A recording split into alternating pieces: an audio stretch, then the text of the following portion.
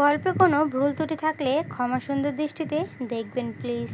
Comment করে জানাবেন কেমন হয়েছে গল্পটা। অসাধারণ একটি গল্প। যদি ভালো লেগে থাকে চ্যানেলটি সাবস্ক্রাইব করবেন প্লিজ। সন্ধ্যা ঘনিয়ে আসার সাথে সাথে বনানীর ফ্ল্যাটটি আরোই ঝলমল করে উঠল। আমার সহকারী রানা আর রান্নার সুমি মিলে ডাইনিং টেবিলটা সাজাচ্ছিল। রিয়াদের পছন্দের কাচ্চি বিরিয়ানি, জালি কাবাব, বোরহানি আর চিংড়ির মালাইকারি সব সুনিপুণভাবে টেবিলে সাজানো হচ্ছে। এক সময় এই রান্নাগুলো করতে গিয়ে আমার কোমর ভেঙে আসতো। উনুন পাড়ের গরমে চোখ দিয়ে জল পড়তো। আজ আমি শুধু সোফায় বসে তদারকি করছি। এই প্রথম নিজেকে একজন রানী মনে হচ্ছিল। অন্যের দয়ায় বেঁচে থাকা কোনো অবহেলিত বৃদ্ধা নয়। ঠিক 7:30টার দরজার বেলটা বেজে উঠল। আমি সোফা থেকে উঠলাম না। রানা গিয়ে দরজা খুলে দিল। ড্রয়িং রুমে পা রাখল রিয়াদ, তার পেছনে মিথিলা আর মিথিলার মা রেহানা বেগম। রেহানা বেগমের গলায় এখনও সেই মোটা সোনার চেইনটা জ্বলজ্বল করছে। যা দেখার পর সেদিন আমার বুকের ভেতরটা ভেঙে চুরমার হয়ে গিয়েছিল। রুমে ঢুকেই রিয়াদ থমকে দাঁড়ালো। চারপাশে দামি ফার্নিচার, ঝাড়বাতি আর রাজকীয় পরিবেশ দেখে তার চোখ ছানা ভরা। মিথিলা আর তার মাও একে অপরের দিকে চাওয়াচাওয়ি করছে। তাদের চোখে বিস্ময় আর একরাশ অবিশ্বাস। মা, রিয়াদ ধীর পায়ে আমার দিকে এগিয়ে এলো। এসব কি? এই ফ্ল্যাট কার? তুমি সত্যি সত্যি এখানে আছো? আমি মুখে মৃদু হাসি ফুটিয়ে বললাম, আয় রিয়াদ, বসো সবাই। বিয়ান সাহেব আসুন, সোফায় বসুন। রেহানা বেগম কিছুটা অস্বস্তি নিয়ে সোফায় বসতে বসতে বললেন, রাহেলা বুবু, আপনি তো দেখি এলাহি কাণ্ড। আমরা তো ভেবেছিলাম আপনি বুঝি গ্রামের কোনো আত্মীয়ের বাসায় উঠেছেন। তা এই ফ্ল্যাটের ভাড়া কে দেয়? মিথিলা রিয়াদের হাত টেনে ফিসফিস করে বলল, তোমার মা কি লটারি পেয়েছে নাকি? বনানীর এই ফ্ল্যাটের 1 মাসের ভাড়াই তো লাখ টাকার ওপরে। আমি ওদের সব কথা শুনলাম, কিন্তু কোনো উত্তর দিলাম না। রানাকে ইশারা করতেই সে টেবিলে খাবার পরিবেশন শুরু করলো। অনেক কথা তো হবেই। আমি শান্ত গলায় বললাম, আগে তোরা হাত মুখ দিয়ে টেবিলে আয়। আজ রিয়াদের পছন্দের সব খাবার রান্না করিয়েছি। খাবারের টেবিলে বসার পর রিয়াদের পুরো মনোযোগ ছিল খাবারের রাজকীয় আয়োজনে, কিন্তু তার চেয়েও বেশি ছটফট করছিল তার মন। সে বারবার আমার দিকে তাকাচ্ছিল, যেন জানতে চাইছে এই অলৌকিক ঘটনার পেছনে রহস্যটা কী। খাওয়ার মাঝে রিয়া তার থাকতে না পেরে চামচটা রেখে দিল। মা, এবার অন্তত বলো, তুমি এত টাকা কোথায় পেলে? বাবা মারা যাওয়ার সময় তো সামান্য কিছু সঞ্চয় আর গ্রামের ওই জমিটা ছাড়া কিছুই রেখে যাননি। তুমি কি গ্রামের ভিটে বাড়ি বিক্রি করে দিলে নাকি? তার কথায় উদ্বেগের চেয়েও বেশি ছিল এক ধরনের ভয়। পাশে মায়ের সম্পত্তি হাতছাড়া হয়ে গেল কিনা। আমি পানির গ্লাসে চুমুক দিয়ে খুব স্থিরভাবে বললাম, তোর বাবা তোকে চিনত রিয়াদ, খুব ভালো করে চিনত। তাই সে বেঁচে থাকতে তোকে যা জানায়নি, মরার আগে আমার জন্য সেই সম্বলটুকু রেখে গেছে। আমার কথা শুনে রিয়াদের মুখটা ফ্যাকাশে হয়ে গেল। মিথিলা আর রেহানা বেগম খাওয়া থামিয়ে আমার দিকে তাকালো। আমি বলতে লাগলাম, ঢাকার উত্তরার প্রাইম লোকেশনে তোর বাবার 3.5 কাঠার একটা জমি ছিল। তোর বাবা জানতো একসময় তুই তার নিজের জগৎ নিয়ে এত ব্যস্ত হয়ে যাবি যে গ্রামের বুড়ো মায়ের মুখে একটু ভালো খাবার তুলে দেওয়ার সময়ও তোর হবে না। তাই সে জমিটা আমার নামে লিখে রেখে গিয়েছিল। উত্তরার জমি? রিয়াদ প্রায় চিৎকার করে উঠল। সেখানে তো এক কাঠা জমির দাম কোটি কোটি টাকা। তুমি সেই জমি কি করেছো মা? বিক্রি করে দিয়েছি। আমি একদম স্বাভাবিক গলায় বললাম, 1 সপ্তাহ আগে 4 কোটি টাকায় একটা নামী ডেভেলপার কোম্পানির কাছে জমিটা হস্তান্তর করেছি। সব টাকা এখন আমার ব্যাংক অ্যাকাউন্টে। 4 কোটি টাকার কথা শুনে রেহানা বেগমের হাতের চামচটা প্লেটে পড়ে গেল। মিথিলার চোখ দুটো বড় বড় হয়ে গেল। আর রিয়াদ যেন বিশ্বাসই করতে পারছে না যে তার চোখের সামনে বসে থাকা এই সাদামাটা মা এখন 4 কোটি টাকার মালিক। মা, রিয়াদের গলার স্বর এবার একদম নরম, ঠিক সেই ছোটবেলার মতো যখন সে কোনো আবদার করত। তুমি এত বড় একটা সিদ্ধান্ত একলা নিলে? আমাকে একবারও জানালে না? আমি তো রিয়েল এস্টেটের ব্যবসা বুঝি। আমি থাকলে আরও ভালো দাম পেতাম। আর এত টাকা তুমি ব্যাংকে ফেলে রেখেছো? আমার ব্যবসায় এখন কিছু ইনভেস্টমেন্ট দরকার। আমি হাতে তুলে রিয়াদকে থামালাম। আমার সেই চিরাচরিত নরম রূপটা আজ আর নেই। না রিয়াদ, আমি দৃঢ় গলায় বললাম, এই টাকার 1 পয়সাও তোর ব্যবসায় যাবে না। এই টাকা তোর বাবার দেওয়া আমার আত্মসম্মান। মা দিবসের দিন তুই যখন তোর দ্বিতীয় মাকে 2 লাখ টাকার সোনার চেন পরিয়ে দিচ্ছিলি, তখন আমার পাতে ডাল ভাতও জোটেনি। সেদিন ভিডিও কলে তুই বলেছিলি, তোমাকে তো যে কোনো দিন কিছু দেওয়া যায়। আমি রেহানা বেগমের দিকে তাকালাম, যিনি তখন লজ্জায় মাথা নিচু করে আসেন। আজ আমি তোকে বলছি রিয়াদ। আমার চোখে তখনও জল, কিন্তু গলায় অদ্ভুত এক তেজ। যে মায়ের জন্য তোর প্রতিটি দিন তৈরি হয়েছে, সেই মায়ের আর তোর দেওয়া যে কোনো দিনের অবহেলার উপহারের প্রয়োজন নেই। আজ থেকে আমি নিজের টাকায় নিজের মতো করে বাঁচব। তোদের কারো করুণা বা ভালোবাসার ভিক্ষা আমার আর লাগবে না। পুরো ডাইনিং রুমে এক পিনপতন নীরবতা নেমে এলো। রিয়াদ অপরাধীর মতো মাথা নিচু করে রইল। তার এতদিনের অহংকার আর অবহেলা যেন এক মুহূর্তেই গুঁড়িয়ে গেল। মিথিলা আর তার মা নিজেদের ভুলটা বুঝতে পেরে স্তব্ধ হয়ে বসে রইল। আমি চেয়ার ছেড়ে উঠে দাঁড়ালাম। ড্রয়িং রুমের জানালার দিকে এগিয়ে যেতে যেতে মনে মনে বললাম, খেলা তো কেবল শুরু হলো রিয়াদ। তোর দেওয়া সেই রাতের অন্ধকারের জবাব আমি কিভাবে দেই, এবার তোরা শুধু দেখে যা। সেদিন রাতের খাবার শেষে হওয়ার পর কেউ আর খুব বেশি কথা বলেনি। রিয়াদ বারবার কিছু বলতে চেয়েছিল, কিন্তু আমার চোখের দিকে তাকিয়ে যেন সাহস পায়নি। বিদায় নেওয়ার সময় শুধু একবার বলেছিল, মা, আমি কাল আবার আসব। তোমার সঙ্গে কিছু জরুরি কথা আছে। আমি শুধু মৃদু হেসেছিলাম, কোনো উত্তর দিইনি। ওরে চলে যাওয়ার পর আমি বারান্দায় এসে দাঁড়ালাম। বনানীর রাত তখন আলোয় ঝলমল করছে। নিচে গাড়ির সারি, মানুষের ব্যস্ততা, আর ওপারে বিশাল আকাশ। অনেক বছর পর মনে হচ্ছিল আমি মুক্ত। কিন্তু পরের দিন সকালে বুঝলাম, রিয়াতের আগ্রহ শুধু মাকে নিয়ে নয়। সকাল 10টার দিকে ফোন বেজে উঠল। মা, তুমি বাসায় আছো তো? আমি আসছি, আয়। ঘণ্টাখানেক পরে রিয়াদ একাই এলো। আজ তার মুখে সেই আত্মবিশ্বাসী ব্যবসায়ী ভাব নেই, বরং অস্থিরতা স্পষ্ট। আমি তাকে বসতে বললাম। রানা চা দিয়ে গেল। কিছুক্ষণ চুপচাপ বসে থাকার পর রিয়াদ বলল, মা, একটা কথা ছিল। বলো। সে গলা খাকারি দিল। আমার ব্যবসায় কিছু সমস্যা চলছে। কয়েকজন পার্টনার টাকা আটকে দিয়েছে। যদি তুমি আমাকে 1 কোটি টাকা লোন দিতে। আমি তার কথা শেষ হতে দিলাম না। তোর ব্যবসার অবস্থা এত খারাপ, অথচ মা দিবসে 2 লাখ টাকার চেন কিনতে সমস্যা হয়নি। রিয়াদ মাথা নিচু করে ফেলল। মা, আমি ভুল করেছি। ভুল? আমি হালকা হাসলাম। ভুল হয় একবার, বছরের পর বছর যে অবহেলা করেছিস সেটা ভুল নয় রিয়াদ, সেটা ছিল সিদ্ধান্ত। রিয়াদের চোখ ভিজে উঠল। আমি জানি মা, কিন্তু একটা সুযোগ দাও। আমি কিছুক্ষণ চুপ করে থাকলাম। তারপর টেবিলের ড্রয়ার খুলে একটা ফাইল বের করলাম। এটা কি? অবাক হয়ে জিজ্ঞেস করলো সে। খুলে দেখ। ফাইল খুলতেই তার চোখ বিস্ময়ে বড় হয়ে গেল। এটা ছিল একটি ট্রাস্টের কাগজপত্র, রাহেলা ফাউন্ডেশন। আমি শান্ত গলায় বললাম, তোর বাবার জমির টাকা দিয়ে আমি একটা ট্রাস্ট গঠন করেছি গ্রামের অসহায় বৃদ্ধ মা বাবাদের জন্য, যারা সন্তান থাকা সত্ত্বেও একা থাকে, অবহেলায় বাঁচে। রিয়াদ স্তব্ধ। মা, তুমি সব টাকা দান করে দেবে? সব না, নিজের জন্য যতটুকু দরকার রাখবো। বাকিটা এমন মানুষদের জন্য ব্যয় করব যাদের কষ্ট আমি নিজের জীবনে অনুভব করেছি। রিয়াদের চোখ দিয়ে এবার জল গড়িয়ে পড়ল। আমি কি এতটাই খারাপ ছেলে হয়ে গেছি মা? আমি দীর্ঘশ্বাস ফেললাম। খারাপ না, শুধু নিজের জীবনে এত ব্যস্ত হয়ে গেছিস যে পেছনে তাকাতে ভুলে গেছিস। ঠিক তখনই আমার ফোন বেজে উঠল। স্ক্রিনে অপরিচিত একটি নাম্বার। ফোন ধরতে ওপাশ থেকে ভদ্রলোকের কণ্ঠ ভেসে এলো। সাইমনকে ফোন করার 2 ঘন্টার মধ্যেও ও আমার বনানীর ফ্ল্যাটে চলে এলো। ওর হাতে বেশ কিছু ফাইল।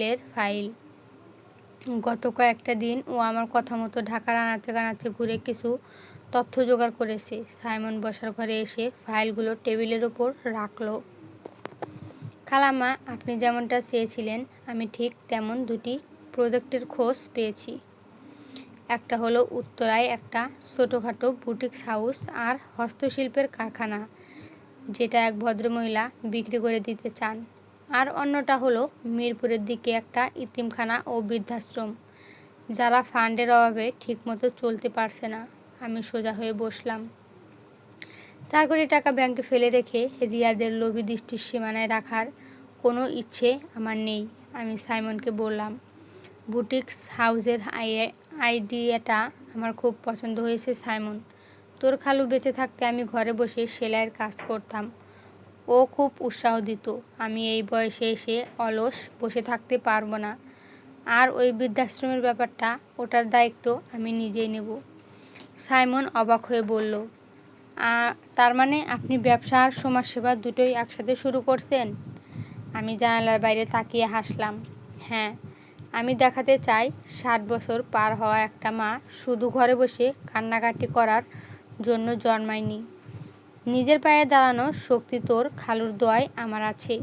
পরবর্তী 2 সপ্তাহ কেটে গেল অত্যন্ত ব্যস্ততার মধ্য দিয়ে। সাইমনের সহযোগিতায় আমি উত্তরার সেই বুটিক্স হাউসটা কিনে নিলাম। নাম দিলাম মায়ের আঁচল। সেখানে গ্রামের দুস্থ অবহেলিত নারীদের কর্মসংস্থানের ব্যবস্থা করলাম। একই সাথে মিরপুরের সেই বৃদ্ধাশ্রমের সমস্ত দায়িত্ব নিজের কাঁধে নিলাম। ব্যাংকের একটা বড় অংশ টাকা ফিক্সড ডিপোজিট করে দেওয়া হলো, যার লভ্যাংশ সরাসরি চলে যাবে ওই বৃদ্ধাশ্রমের দেখভালের জন্য। আমি যখন নিজের কাজে ব্যস্ত, তখন রিয়াদ দিন কাটছিল চরম ছটফটানিতে। ও প্রতিদিন আমাকে ফোন করার চেষ্টা করত, কিন্তু আমি বেশিরভাগ সময় কল ধরতামই না। ধরলেও খুব সংক্ষিপ্ত কথা বলে কেটে দিতাম। একদিন বিকেলে আমি যখন আমার বুটিক্স হাউসের অফিসে বসে কাজ তদারকি করছি, ঠিক তখনই রিয়াদ সেখানে এসে হাজির হলো। সাইমনের কাছ থেকে হয়তো খোঁজ পেয়েছে। অফিসের ভেতরে এত চমৎকার আয়োজন, আর আমার পরনে একটা সুন্দর জামদানি শাড়ি দেখে রিয়াদ কিছুক্ষণ স্তম্ভিত হয়ে দাঁড়িয়ে রইল। তার চোখে স্পষ্ট হিংসা আর বিস্ময়। মা, তুমি এখানে এসব কী করছো? রিয়াদ ধীর পায়ে আমার টেবিলের সামনে এসে বসলো। সাইমন বলল, তুমি নাকি পুরো বুটিক্স হাউস কিনে নিয়েছো, আর মিরপুরের একটা বৃদ্ধাশ্রমে লাখ লাখ টাকা দান করেছো। তুমি কি পাগল হয়ে গেছো মা? আমি চশমাটা নাক থেকে নামিয়ে শান্ত চোখে ওর দিকে তাকালাম। পাগল হব কেন রিয়াদ? নিজের টাকায় একটা ভালো কাজ করছি। ভালো কাজ? রিয়াদ এবার নিজের রাগ ধরে রাখতে পারল না। গলার স্বর চড়ে গেল। 4 কোটি টাকা, এই টাকা দিয়ে আমি আমার রিয়েল এস্টেট ব্যবসাকে কোথায় নিয়ে যেতে পারতাম জানো? মিথিলার মাও বলছিল তুমি নাকি বাইরের মানুষের পেছনে টাকা ওড়াচ্ছ, অথচ নিজের ছেলের কথা একবারও ভাবছো না। সমাজসেবা করার এতই যখন শখ, আমাদের ফ্ল্যাটে চলো, সেখানে বসে করো। এই বুড়ো বয়সে ব্যবসার কি বোঝো তুমি? ওর মুখে আবার মিথিলার মায়ের নাম শুনে আমার ভেতরে জেদটা আরও চাঙ্গা হয়ে উঠল। আমি টেবিলের ওপর হাত দুটো রেখে একটু ঝুঁকে বসলাম। রিয়াদ, তোর ব্যবসার জন্য আমি টাকা কেন দেব? মা দিবসের দিন তুই যখন তোর দ্বিতীয় মাকে দামি চেন উপহার দিচ্ছিলি, তখন কি একবারও ভেবেছিলি তোর এই বুড়ো মা ব্যবসার কি বোঝে আর কি বোঝে না? সেদিন তো বলেছিলি তোমাকে তো যে কোনো দিন কিছু দেওয়া যায়। তা আজ আমি নিজের জন্য একটা দিন বেছে নিয়েছি। আমার টাকা আমি কোথায় খরচ করব তা সম্পূর্ণ আমার সিদ্ধান্ত। কিন্তু মা, আমি তোমার একমাত্র ছেলে, আমার একটা অধিকার আছে না? রিয়াদ প্রায় অনুনয়ের সুরে বলল। অধিকার কেবল টাকা নেওয়ার সময় মনে পড়ে রিয়াদ, দেওয়ার সময় নয়। আমি বেশ কড়া গলায় বললাম। তুই এসেছিস টাকার লোভে। তুই এখনও ভাবছিস এই বুড়িকে দুটো মিষ্টি কথা বলে ফুসলে সব টাকা নিজের পকেটে ঢুকাবি। কিন্তু তোর বাবা তোকে আমার চেয়েও ভালো চিনত, তাই দলিলটাও ও আমার নামে রেখে গেছে। ঠিক এই সময় রিয়াদের ফোনে একটা কল এলো। ওপাশে মিথিলার গলা বেশ জোরে কথা বলছিল, বিধায় আমার কানেও আসছিল। মিথিলা বলছিল, কি হলো? মায়ের কাছ থেকে টাকার চেকে সই করালে? ব্যাংকের লোনের কিস্তি শোধ করার ডেট কিন্তু চলে এসেছে। রিয়াদ তড়িঘড়ি করে ফোনটা কেটে দিল। ওর মুখটা তখন লজ্জায় আর অপরাধে লাল হয়ে গেছে। ও বুঝতে পেরেছে যে ওর আসল উদ্দেশ্যটা আমার সামনে একদম হাটে হাড়ি ভেঙে যাওয়ার মতো ফাঁস হয়ে গেছে। আমি একটা দীর্ঘশ্বাস ফেলে ড্রয়ার থেকে একটা খাম বের করলাম। খামটা রিয়াদের দিকে এগিয়ে দিয়ে বললাম, এটা নে। রিয়াদ ভাবলো হয়তো টাকার কোনো চেক। ও ও খুব আশাবাদী হয়ে খামটা খুলল, কিন্তু ভেতরে যা দেখলো তাতে ওর পায়ের তলা থেকে মাটি সরে গেল। ভেতরে খামের কোনো চেক ছিল না, ছিল একটা আইনি নোটিশ। মা, এটা কি? রিয়াদের হাত কাঁপতে লাগলো। উত্তরা আর মিরপুরের সব প্রজেক্টের লিগ্যাল পেপারস। আমি আমার 4 কোটি টাকার 3 কোটি টাকাই অলরেডি উইলে লিখিয়ে দিয়েছি। আমার মৃত্যুর পর এই সমস্ত সম্পত্তি যাবে ওই বৃদ্ধাশ্রম আর দুস্থ নারীদের তহবিলে। তোর জন্য 1 পয়সাও থাকবে না। আমি অত্যন্ত ঠান্ডা মাথায় কথাগুলো বললাম। রিয়াদ ফ্যাকাশে মুখে আমার দিকে তাকিয়ে রইল, যেন এক জীবন্ত লাশ। ও বুঝতে পারল মায়ের সাথে যে খেলাটা ও খেলতে চেয়েছিল সেখানে ও চিরতরে হেরে গেছে। আমি চেয়ার ছেড়ে উঠে দাঁড়ালাম। এবার তুই আসতে পারিস রিয়াদ। আজ রাতে বৃদ্ধাশ্রমের মায়েদের সাথে আমার ডিনার আছে। ওদের জন্য ভালো খাবারের ব্যবস্থা করেছি। রিয়াদ নিঃশব্দে অফিস থেকে বের হয়ে গেল। তার পিঠ কুঁজো হয়ে গিয়েছিল, যেন এক লহমায় সে অনেক বুড়ো হয়ে গেছে। কিন্তু ঘটনা এখানেই শেষ নয়। রিয়াদ আর মিথিলা যে এই হারের পর এত সহজে দমে যাবে না, তা আমি তখনও জানতাম না। তারা আমার এই উইল বাতিল করার জন্য এক ভয়ঙ্কর চাল চালার প্রস্তুতি নিচ্ছিল। মানুষের লোভ যে কতটা অন্ধ এবং ভয়ঙ্কর হতে পারে তা আমার নিজের সন্তানকে না দেখলে আমি কোনোদিনই বিশ্বাস করতে পারতাম না। রিয়াদ অফিস থেকে চলে যাওয়ার পর প্রায় 1 সপ্তাহ কেটে গেল। কোনো ফোন নেই, কোনো যোগাযোগ নেই। আমি ভাবলাম উইল আর আইনি নোটিশ দেখার পর হয়তো ওর ভেতরে সুবুদ্ধি উদয় হয়েছে, কিংবা লজ্জায় মুখ লুকাতে চাইছে। কিন্তু আমি ভুল ছিলাম। ঝড়ের আগের নীরবতা যে কতটা বিপজ্জনক তা টের পেলাম ঠিক 8 দিনের মাথায়। সেদিন দুপুরে আমি বৃদ্ধাশ্রমের মায়েদের সাথে দুপুরের খাবার খাচ্ছিলাম। এমন সময় সাইমন হন্তদন্ত হয়ে আমার কাছে ছুটে এলো। ওর মুখটা ফ্যাকাশে, কপালে বিন্দু বিন্দু ঘাম। খালাম্মা, সর্বনাশ হয়েছে। সাইমন হাঁপাতে হাঁপাতে বলল, রিয়াদ ভাই আর মিথিলা ভাবি দমে যাননি। ওরা কোর্টে একটা মামলা ঠুকে দিয়েছে। আমি হাতের লোকমাটা প্লেটে রেখে শান্ত গলায় বললাম, মামলা? কিসের মামলা সাইমন? সাইমন আমার হাতে একটা আইনি কাগজ ধরিয়ে দিয়ে বলল, রিয়াদ ভাই কোর্টে রিট পিটিশন করেছে যে আপনার মানসিক ভারসাম্য ঠিক নেই। আপনি নাকি তীব্র অবসাদ এবং বার্ধক্যজনিত মানসিক বিকৃতিতে ভুগছেন। আর সেই সুযোগ নিয়ে আমি, অর্থাৎ আপনার দূর সম্পর্কের ভাগ্নে, আপনার মগজ ধোলাই করে 4 কোটি টাকা হাতিয়ে নেওয়ার চক্রান্ত করছি। ওরা আপনার কথা উইল এবং মায়ের আঁচল বুটিক্স হাউসের সব লেনদেন স্থগিত করার আবেদন জানিয়েছি। কাগজটার দিকে তাকিয়ে আমার হাতে দুটো একটুও কাঁপল না, বরং এক অদ্ভুত কঠিন হাসিতে আমার মুখটা ভরে গেল। নিজের জন্ম দেওয়ার সন্তান, যাকে একসময় বুকে আগলে মানুষ করেছি, সে আজ টাকার জন্য নিজের মাকে পাগল প্রমাণ করতে আদালতে দাঁড়িয়েছে। মিথিলা আর তার মায়ের কুবুদ্ধি যে রিয়াদকে এতটা নিচে নামাতে পারে তা আমার কল্পনার বাইরে ছিল। আমি উঠে দাঁড়িয়ে সাইমনকে বললাম, সাইমন, গাড়ি বের কর, আমাদের আইনজীবীর কাছে যেতে হবে।